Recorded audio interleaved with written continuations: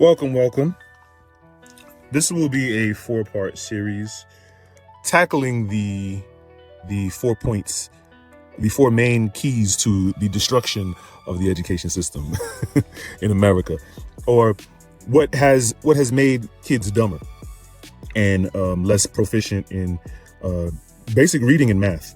You know what I mean? There's kids who can't count money. I've seen it firsthand. There's kids.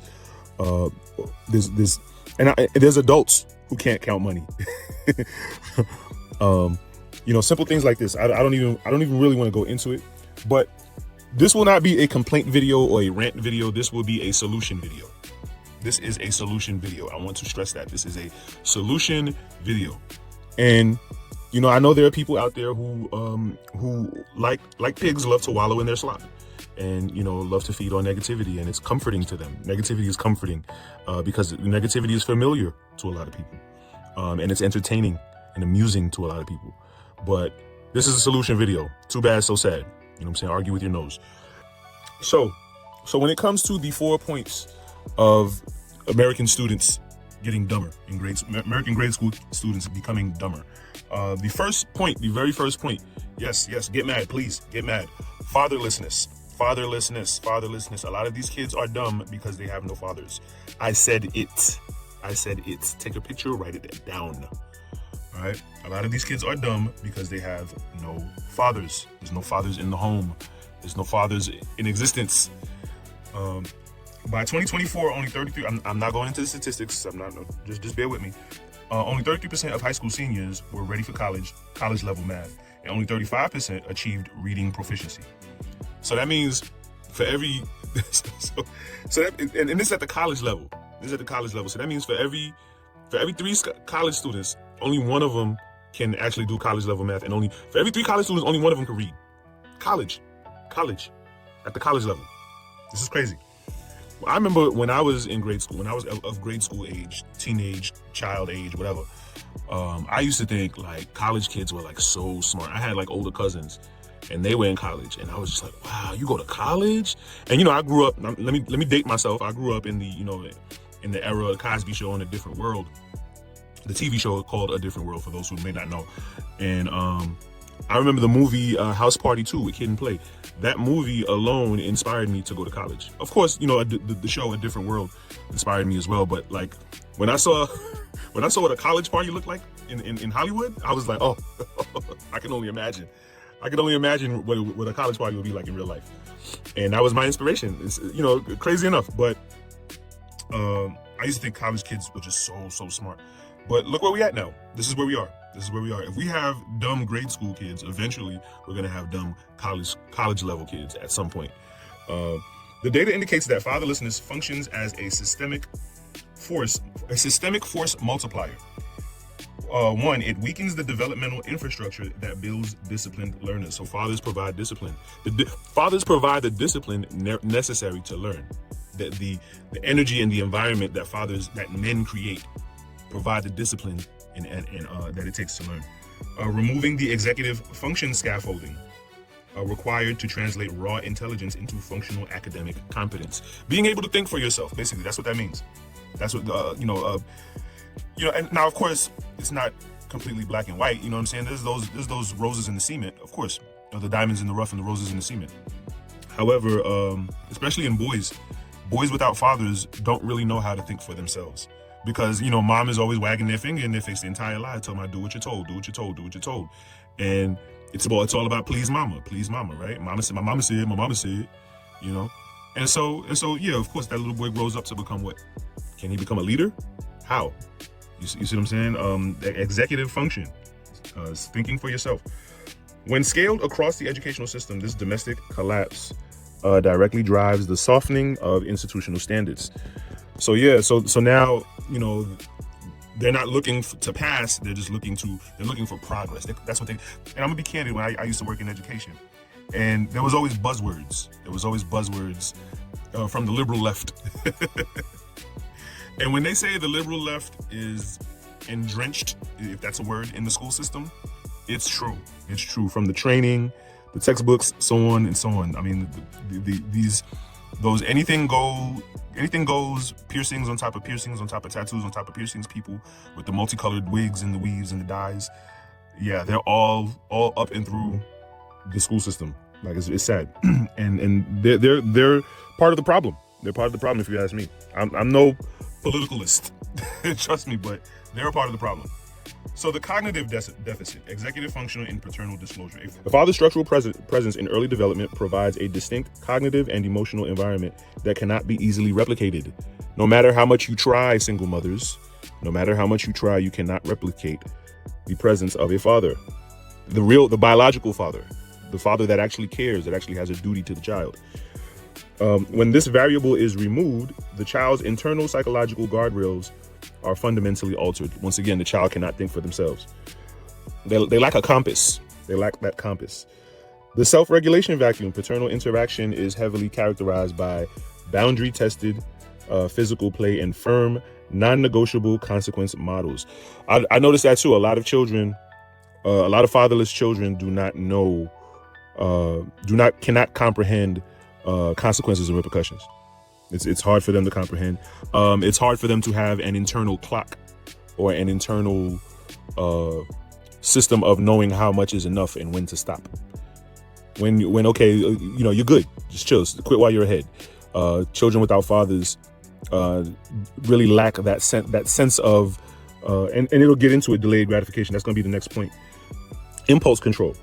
So the dynamic teaches children behavioral self-regulation and impulse control. So fathers communicate to a child a presence of impulse control. You know what I mean? To be able to say, okay, no, that's enough. You know what I'm saying? Stop right there. And if you do this, this is going to happen and you're not going to like it. Like it's a father's place to implement that kind of discipline. Remember the structured discipline that a child needs to perform executive function. The precise neurological substrates required so impulse control, the precise neurological to sit with intellect. Okay, so let me start from the top. So paternal interaction is heavily characterized by boundary-tested physical play and firm, non-negotiable consequence models. This dynamic teaches children behavioral self-regulation and impulse control. The precise neurological substrates required to sit with intellectual difficulty, navigate academic frustration, and master abstract disciplines like advanced mathematics and formal logic. So children with fathers are given the psychological tools to perform high intellectual functions. Most fatherless kids are very misbehaved, and that's for a reason. Once again, they lack that discipline and the structure. And so when they're faced with intellectual difficulty and navigating academic frustration, as the passage says, this is the point where they give up. You'll see a lot of fatherless kids in school. When they struggle, they're constantly giving up. Even like in recreational activities, you watch kids play video games and they get their asses whipped. What do? They rage quit, right? In sports, things aren't going their way. They kind of just they low key, like, they stop playing hard. They just give up. And it's all about that. The fatherlessness creates a self-regulation vacuum. Let's get into the next point. The loss of delayed gratification. Now, delayed gratification is very important. For those who don't know what delayed gratification is, there was an experiment where they would lay a cookie on a plate on a table in front of a kid, and the kids who and they told the kid, hey, if you wait however many minutes and don't touch the cookie, if you wait, you'll get another cookie. And the kids who couldn't wait and just went straight for the cookie, they followed those kids way into their adult years, and they found out that the kids who waited and didn't touch the cookie, they were more likely to succeed. And that's another thing I hate. I hate the fact that they kind of like they participation trophy everything. Like, they got rid of the most likely to succeed award in the yearbooks in school. You know what I'm saying? Like, those things were there. Like, those were there for a reason. They helped. They helped. Give kids something to shoot for. And I guess they took it away because and of course it's the parents, right? They took it away because they felt as though, it put a curse on the kid, it put too much pressure on them. Good. They need the pressure. Just like bullying. I'm gonna get the bullying later. Loss of delayed gratification. The sociological and developmental literature identifies paternal authority as a primary anchor for a child's capacity to defer reward.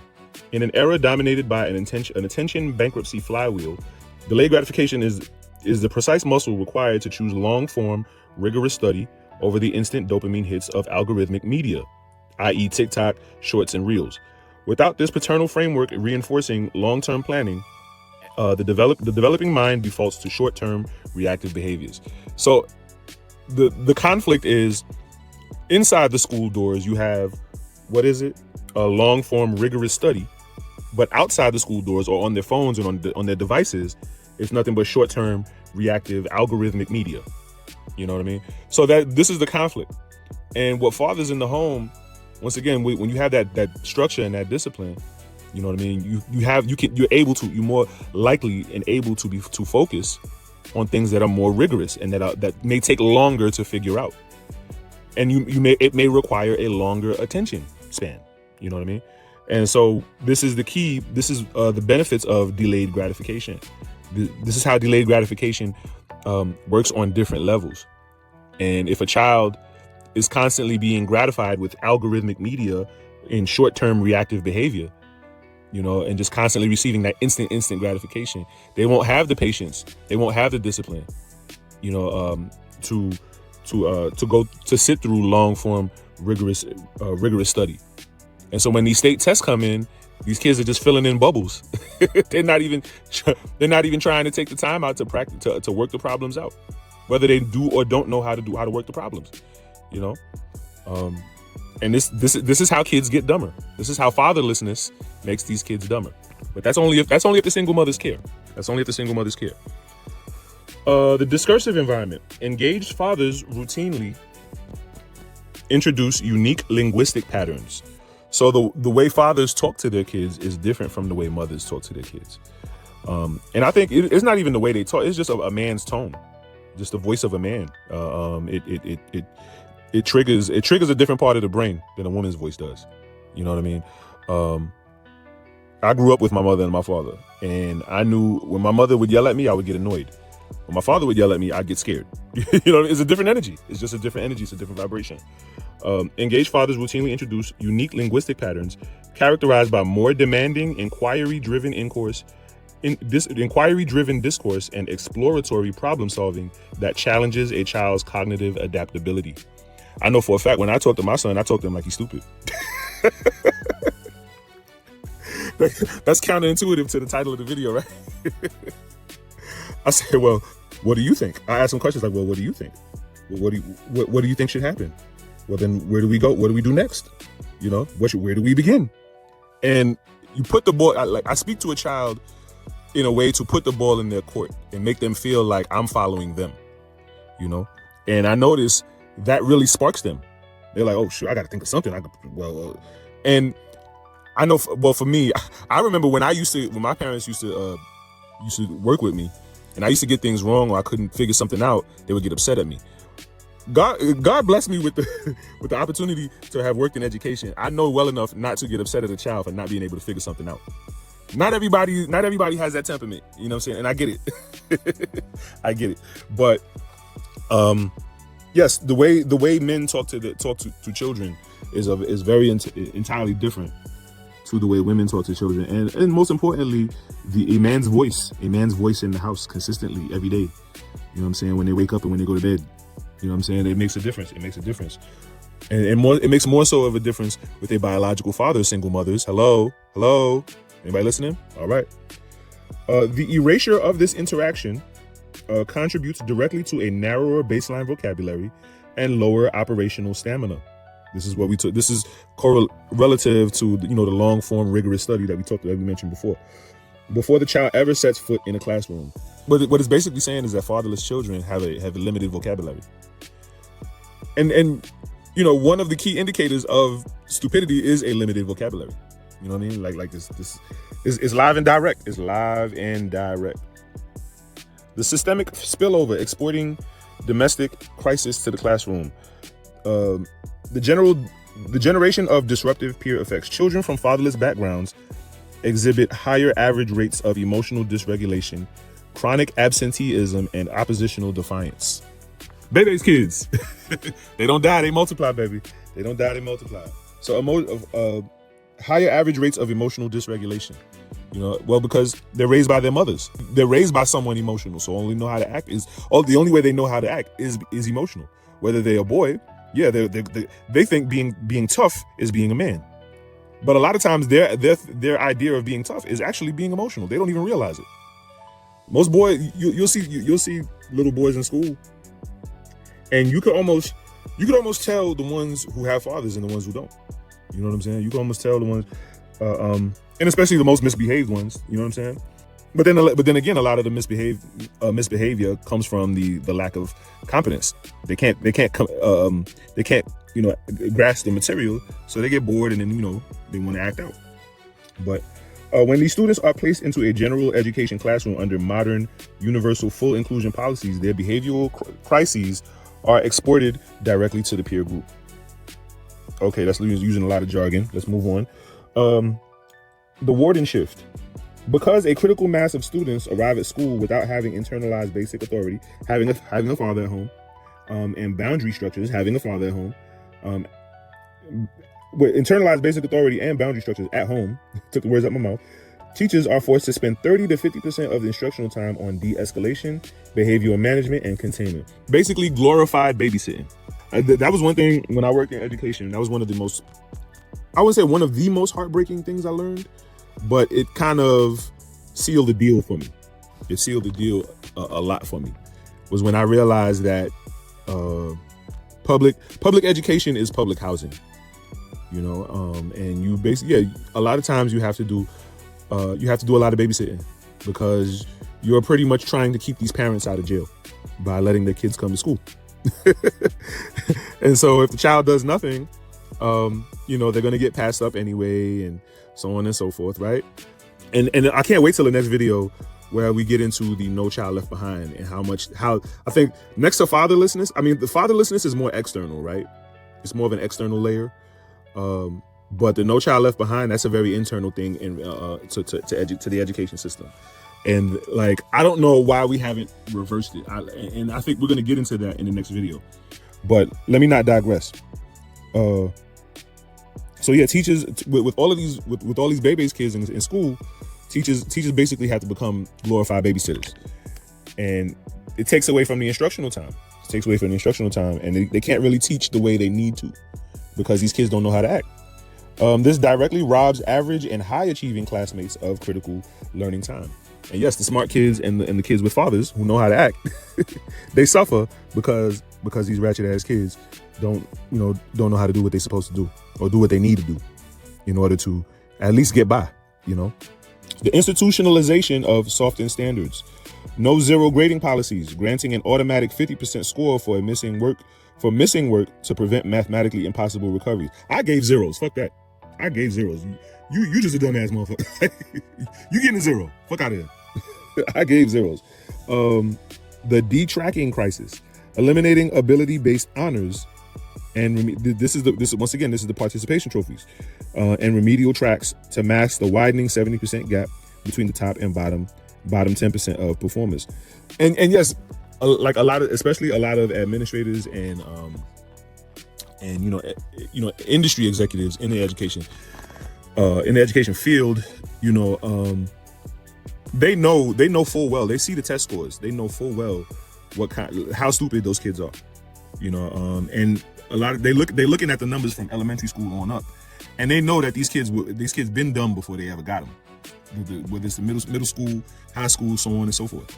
They knew who these kids were before they even came to their school, and so they do their best to make their numbers look good so that they can protect their mortgages. And really that's really what it boils down to. It all falls down to a numbers game. The ban on grade retention, ending social promotion boundaries, and pushing unproficient students forward to simply satisfy administrative quotas. And this is where we get into the No Child Left Behind in the next video. So let's talk about the erasure of purpose and the feedback loop. Ultimately, the erasure of fatherhood severs the lineage of discipline, risk management, and occupational pride that answers the foundational student question, why am I learning this? Oh my God, I used to hear that all the time. And at first I would think that the kids were asking that to be genuine, but after a while, I started to realize that they were just asking that to sound cool. You know, I remember when I was coming up in school, you know, it was almost as if being dumb was cool. And I grew up in the 90s, you know what I'm saying, in the thug era, you know? And so, I remember when education is deoccupied from a clear paternal model of real world utility, meaning if the kid doesn't see the benefit of education at home, if everybody in their house is stupid, then the kid gonna be stupid too. It is what it is. You know what I'm saying? You can tell the fruit by the root. Or you can tell the root by the fruit. Yeah, that's what I'm gonna say. So when education is deoccupied from a clear paternal model of real world utility, adult citizenship, and economic self-reliance, internal curiosity shrivels into apathy. Meaning the kid don't want to be nothing, they want to do nothing, they don't care for nothing, they don't have no goals, they don't have no desires in their life. They're just out here existing. You know what I mean? Because everybody around them is dumb as fuck and worthless as fuck. You know what I'm saying? I said what I said. Okay? It is what it is. The student becomes highly vulnerable to a broader cultural ecosystem that celebrates viral celebrity, effortless wealth, and shallow entertainment over craftsmanship and rigorous scholarship. This is why we live in a day and age where no one can name an intellectual scholar of our time. No one can hardly name a prominent, business owner of our time. Of course, you got the Jeff Bezos. But hello, I'm talking to the black community. Come on, black people. Like, wake up. Yes. But we know every celebrity, we know every TikTok meme, and these things are celebrated. But not only are they celebrated, they're also forced upon us and pushed and shoved in our faces, algorithmically. You know what I mean? But that's a different conversation. That's not a different conversation. That's a deeper conversation. That's not. We just talking about fatherlessness for right now. And yes, the causes of fatherlessness, of so much fatherlessness, is also a deeper conversation as well. But I want to talk about fatherlessness in relation to the education system and how these kids are becoming dumber because of fatherlessness. That's what this video is about. So this creates a self-reinforcing systemic cycle. Family instability breeds behavioral and academic dysregulation. The school system responds by flattening its standards and inflating grades to accommodate the decline. This produces is basically breaking down the cycle. This produces economically underprepared graduates who are unequipped for a performance-driven global marketplace, heavily increasing the statistical probability that they will go on to form unstable families themselves. Yes, so this is the cycle. This is how the cycle perpetuates. And you hear poor people complain all the time about how the rich are getting richer and the poor are getting poorer. Well, the rich are getting richer because the poor are getting dumber. And the poor keep shoving the fathers out of the homes. This is why the rich are getting richer, because of this cycle. Family instability breeds behavioral and academic dysregulation. The school system responds by flattening standards and inflating grades, and so on and so on and so on. The dominoes just keep falling. You know what I mean? And I feel like it comes to a point where a lot of people feel like they're helpless to stop the cycle. It's all they know is they don't know anything else, and they don't know how to be anything else, and they've just given up. Really, a lot of dumb people and poor people have just given up. You know what I'm saying? And it's sad. It's sad. And I'm using these brash words because the whole the sugarcoating has. Where's the sugarcoating got us at this point? Where has the sugarcoating got us? So I'm using words like poor and dumb and the ugly words. I know I'm using them. Yes. Because it needs to be used. It needs to be used. So here we are. Yes, the solution. To reverse a systemic learning recession driven by domestic instability, economic stress, and digital distraction. I like that. We must recognize a fundamental truth. The school system cannot educate a mind that arrives in permanent survival mode or constant distraction. I'm gonna stop right there. I'm gonna pause right there.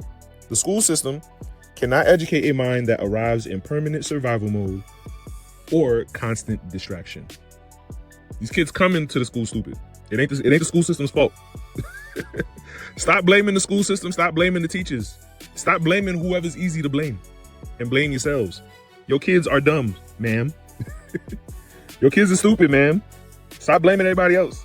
Your kids are dumb, and it's your fault. You ran their daddies off. I said it.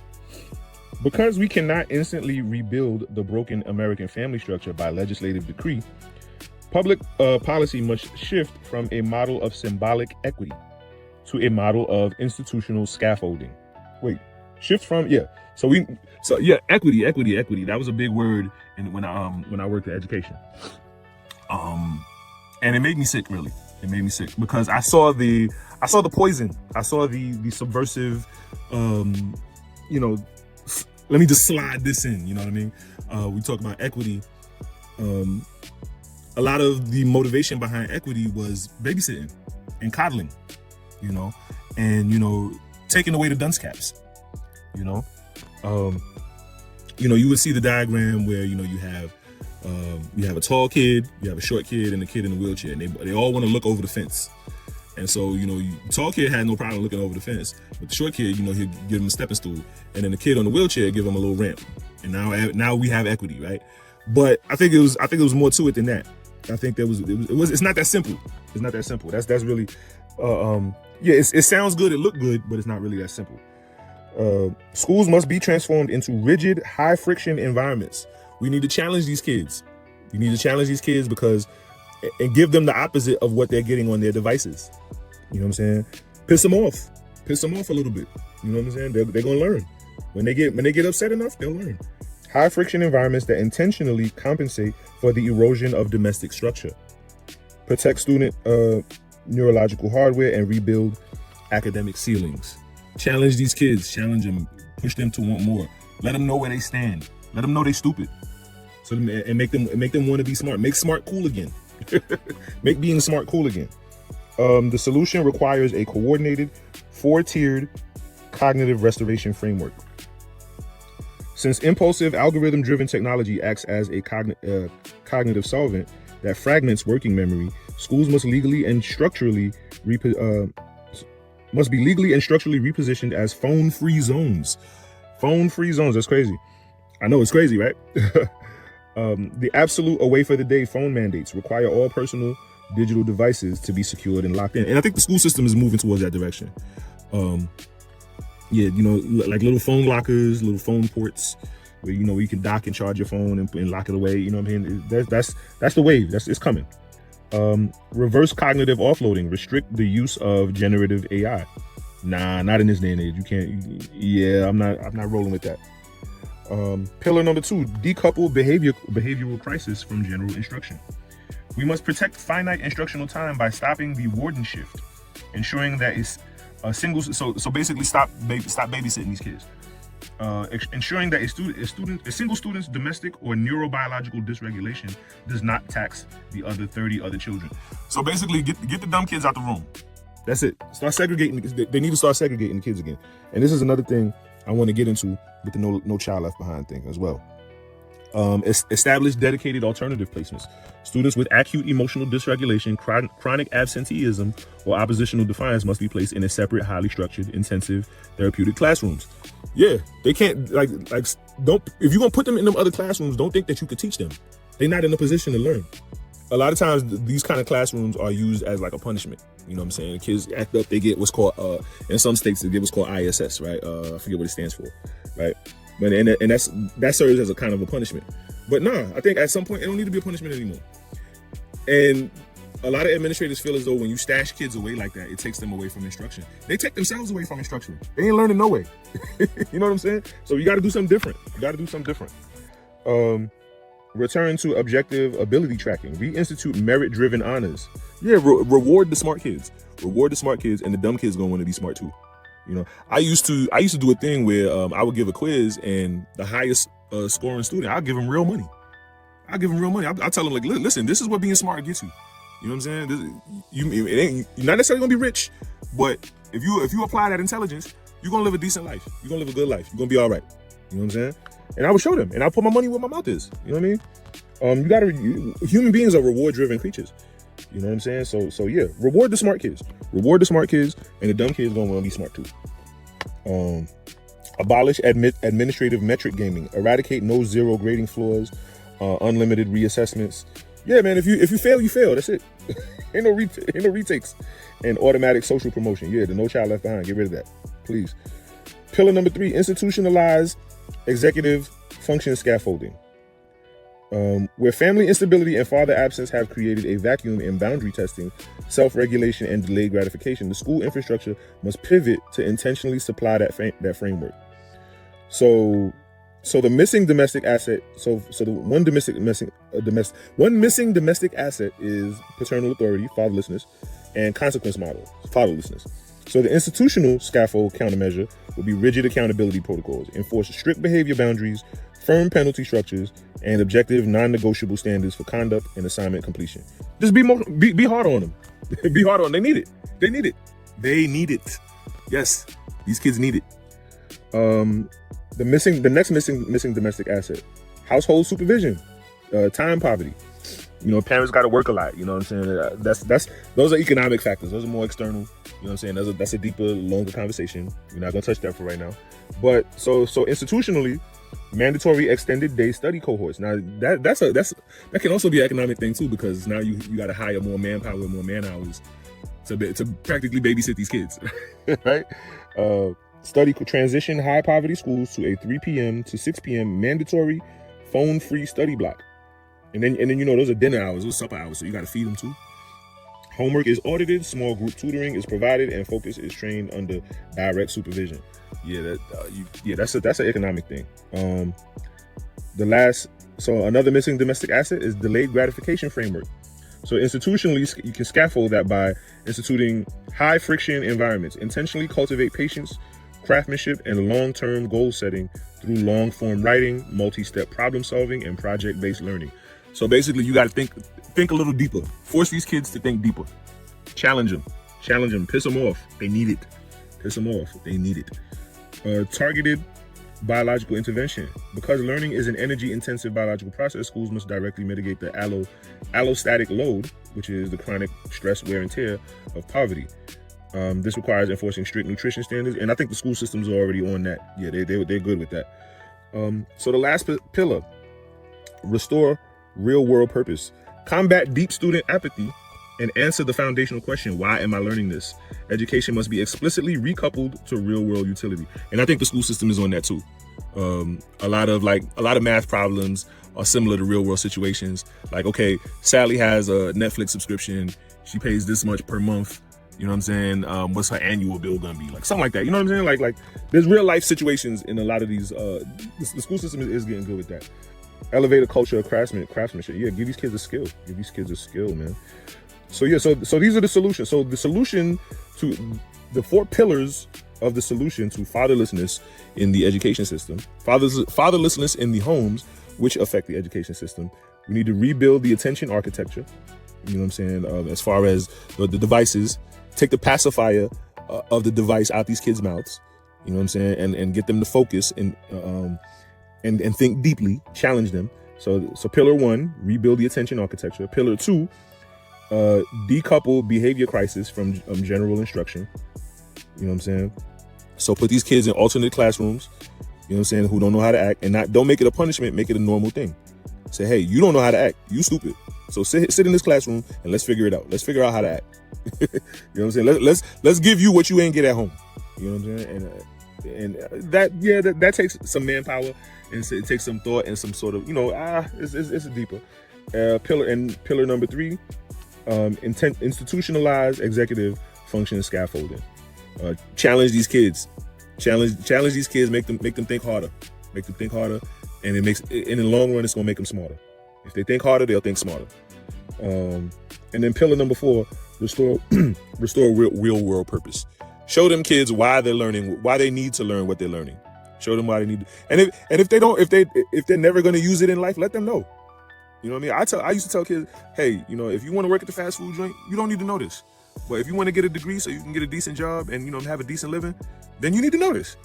You know what I'm saying? And you may just never use it. You may never use it. But if you want to get what you need to get, then you need to know this. You know what I'm saying?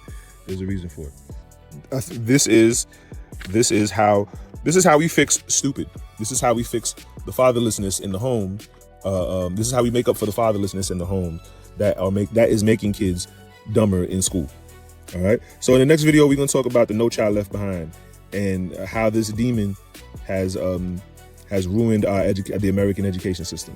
So we talked about something external. The next video, we're going to talk about something more internal to the education system, and how how that policy and that system in and of itself kind of imploded the education system and made our kids dumber. All right. So stay tuned.